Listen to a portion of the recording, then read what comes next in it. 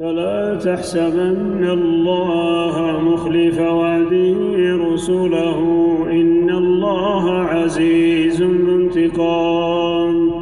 يوم تبدل الأرض غير الأرض والسماوات وبرزوا لله الواحد القهار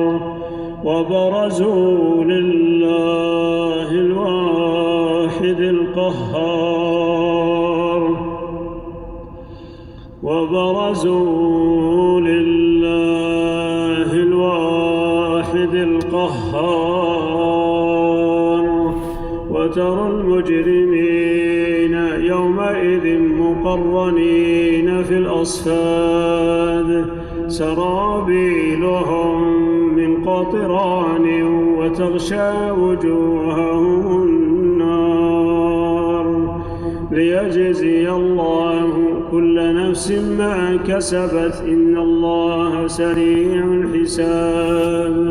هذا بلاغ للناس ولينذروا به وليعلموا أنما هو إله واحد وليذكر أولو